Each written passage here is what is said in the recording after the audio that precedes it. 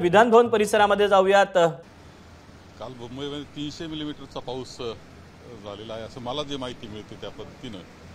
तरी संपूर्णपणे मुंबईत तुंबलेले आहेत, रस्ते बंद पडले आहेत, ट्रेन्स खोळंबल्या आहेत, ही सगळी अवस्था झालेली आहे। याचा अर्थ असा की मान्सून पूर्व जी तयारी करावयास पाहिजे होती ती दुर्दैवाने झाली नाही किंवा त्यामध्ये त्या कामाचा खेळ खंडोबा झाला असं म्हणलं तरी हरकत नाही आणि त्याच्यातून या जनतेला मोठ्या त्रासाला पुढे जावं लागतं आहे, ही वस्तुस्थिती आहे।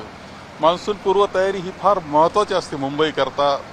पाणी तुंबतं हे सगळ्यांना माहिती आहे, काय करावं लागतं हे माहिती असताना ही परिस्थिती होणं अत्यंत दुर्दैवी अवस्था आहे। आणि यामध्ये आमदार आहेत की अधिवेशनाकरता येत आहेत, मंत्री मदत पुनर्वसन मंत्री ज्या वेळेस त्यामध्ये अडकलेले आहे, याचा अर्थ असा की ज्यांच्यावर जबाबदारी असते या सगळ्याची त्यांचं व्यवस्थित लक्ष नाही किंवा त्यांनी काळजी घेतलेली नाही हे सुद्धा सिद्ध होत आहे।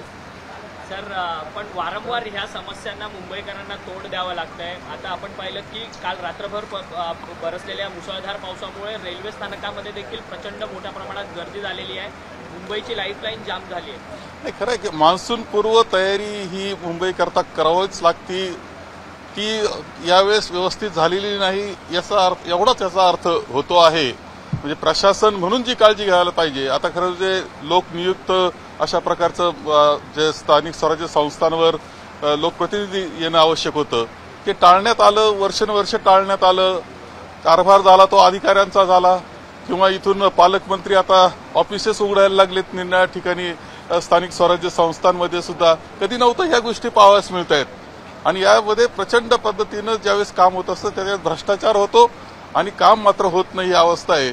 याचा सगळ्या जो त्रास असतो तो त्रास सर्वसामान्य जनतेला काढावा लागतो, ही परिस्थिती आहे।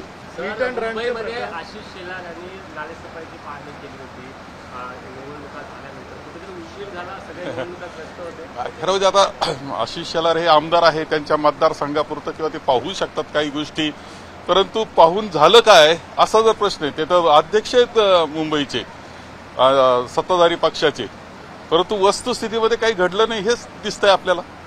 हिट अँड रन प्रकरण आहे ते वाढत चालले, सारखे हिट आणि रन चाललेले आहेत। धनदांडग्यांचे मुलं गाड्या चालवतायत, विशेषतः त्यामध्ये हे दिसतं का सत्ताधारी जे आहेत त्यांचे प्रतिनिधी, त्यांचे पदाधिकारी आणि त्यांचे मुलं यामध्ये प्रामुख्याने आपल्याला दिसतायत, यात प्रामुख्याने दिसतायत।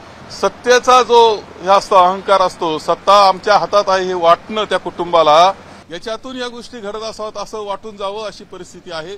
पुण्यामध्ये आपण पाहिलं, रात्री मुंबईमध्ये पाहिलं, सगळ्या सत्ताधाऱ्यांशी निगडीत कुटुंब येते। हे घडतंय का? तर हा अहंकार आलाय कुठून या सत्ताधाऱ्यांना? याचा अर्थ असा की सर्वसामान्य जनतेच्या जीवाची काळजी करायला तयार नाही, यांना प्रचंड अहंकारातून हे सत्ताधारी आणि धनदांडगे यांच्यातून हिट आणि रन हे सुरू झालेलं दिसतंय। थोरात साहेब, पण ह्या सगळ्या वरळीच्या हिट अँड रन केस प्रकरणामध्ये राजेश शहा हे शिवसेनेचे उपनेते आहेत शिंदे गटातले, त्यांचा मुलगा अजून देखील अद्याप फरार आहे, परंतु ते पोलीस कस्टडीमध्ये।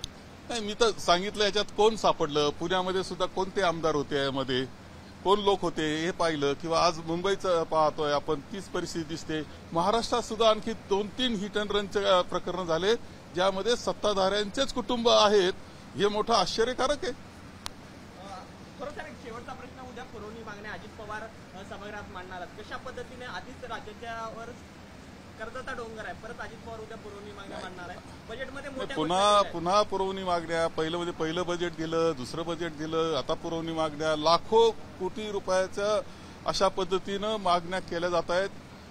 पूर्णपणे कर्जाचा डोंगर या राज्यावर उभा केला जातोय। उद्देश मात्र फक्त निवडणुकीला सामोरं जाण्याकरता आश्वासनं देणं, जनतेला भुलवणं, त्यांची दिशाभूल करणं हा उद्देश ठेवून पूर्णपणे मागण्या मान्य केल्या जात असतात, म्हणजे त्या पद्धतीनं मागण्या मांडल्या जात असताना दिसत आहेत। महाराष्ट्राच्या अर्थव्यवस्थेच्या दृष्टीनं योग्य नाही आणि हे कोणत्याही मागण्या शेवटी पुऱ्या होणार नाही, कारण शेवटी पैसा हा तिजोरीत असावा लागतो, ती परिस्थिती या राज्याची राहिलेली नाही। दरम्यान मान्सून पूर्व तयारी गरजेची असते, ती सरकारकडनं केली गेली नसल्याचं बाळासाहेब थोरात यांनी म्हटलंय। नमस्कार। मन सुद्धा तुझं ही एबीपी माझावरची वेगळीच मालिका खूप गाजली, हिचा दुसरा सीझन केव्हा येणार अशी अनेकदा विचारणाही झाली, पण आता प्रतीक्षा संपली, लवकरच येतोय सीझन 2। मन शुद्ध तुझं होई मन शुद्ध तुझं।